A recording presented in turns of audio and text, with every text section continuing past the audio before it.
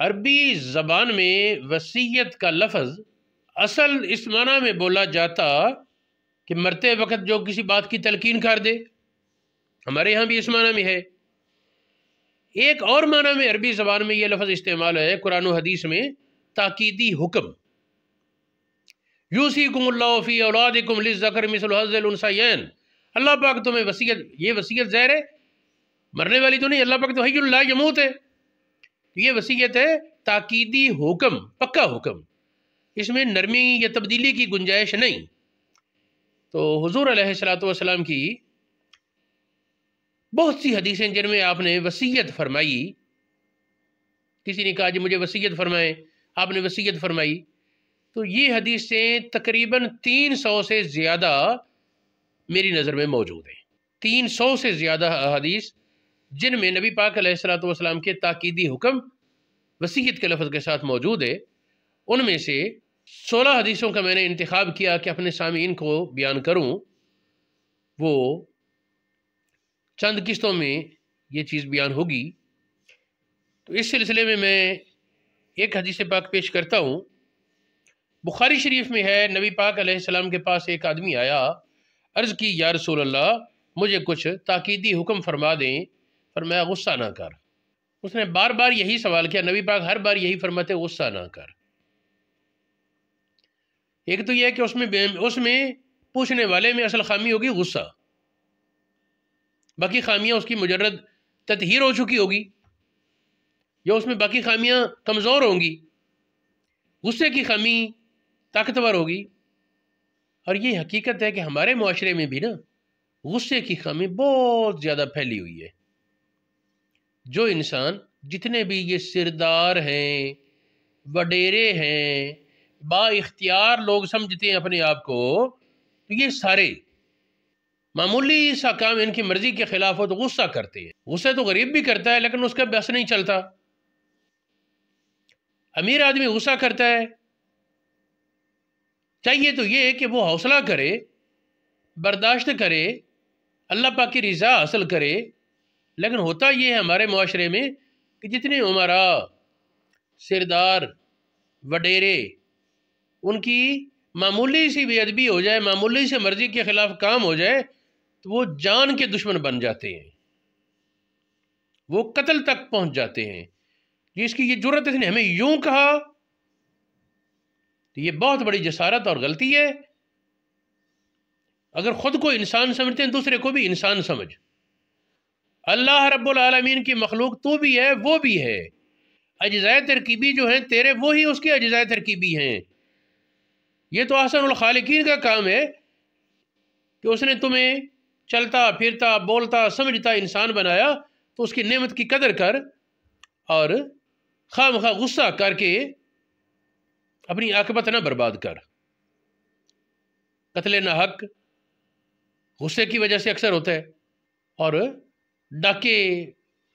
ہمارے دور میں ڈاکے اور چوریاں بھی غصے سے ہوتی ہیں بہت ساری۔ سردار صاحب کی مرضی کے خلاف ووٹ دے دیا، وہ اس کی بھینس چھڑوا لائیں گے،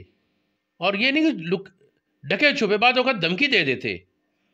ٹھیک ہے تم نے ہماری بات نہیں مانتا تو پھر اپنے جانوروں کا خیال رکھ، کوئی کہہ دیتے ہیں پھر تیری فصل برباد کر دیں گے۔ اور ہمارا نظام عدل الیاذ باللہ اتنا کمزور ہو چکا ہے کہ یہاں طاقتور کے لیے کوئی قانون نہیں، اور کمزور کے لیے قانون بھی ہے اور قانون خواہ مخواہ بھی ہے۔ کرتوت کوئی کرے اور ذمہ غریب کے پڑ جاتا ہے کام۔ تو یہ حدیث یہ بخاری شریف میں ہے، ریاض الصالحین میں لا تغضب والی غصہ نہ کر، جامع ترمذی میں، مسند احمد بن حنبل میں، مصابیح السنہ میں، اور بہت سی دیگر کتابوں میں موجود ہے۔ ایک اور حدیث حضرت عبداللہ ابن عمر رضی اللہ عنہما، آپ کہتے ہیں حضور علیہ السلام کے پاس ایک آدمی آیا، اس نے عرض کی اوصنی یا رسول اللہ مجھے وصیت فرمائیں، تاکیدی حکم کریں۔ فرمایا اللہ کی عبادت کر، اس کے ساتھ کسی چیز کو شریک نہ ٹھہرا۔ دو باتیں ہو گئی، اقم الصلاۃ نماز قائم کر، آتی زکوٰۃ زکوٰۃ ادا کر،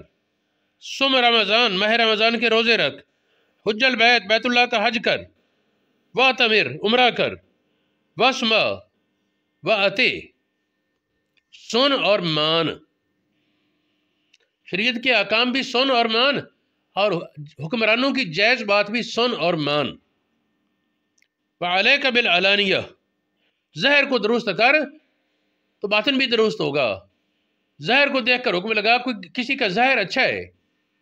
اور لوگ کہیں یہ اندر سے برا ہے تو ان کی بات نہ مان، کسی کا ظاہر برا ہے اور لوگ کہیں یہ وہ خود دعویٰ کرے میرا باطن بڑا اچھا ہے، یہ بات نہ مان، ظاہر کو پکڑ اور ظاہر پر چل۔ آج کل ہمارے جاہل پیروں نے بھی پھیلایا ہوا ہے نا، نہیں جی دل کی اصلاح ہونی چاہیے، آنکھوں کا پردہ نہیں دل کا پردہ ہوتا ہے، یہ ہمارے بہت سی خواتین میں بھی یہ لفظ پھیلا ہوا ہے۔ تو ایسا نہیں، ظاہر پر عمل ہو، الظاہر عنوان الباطن، علماء کہتے ہیں ظاہر باطن کا ترجمان ہوتا ہے، جس کا ظاہر برا ہے اس کا باطن زیادہ برا ہوگا۔ سیدنا عمر فاروق رضی اللہ تعالیٰ عنہ دعا میں فرمایا کرتے، اللہم اصلح ظاہری،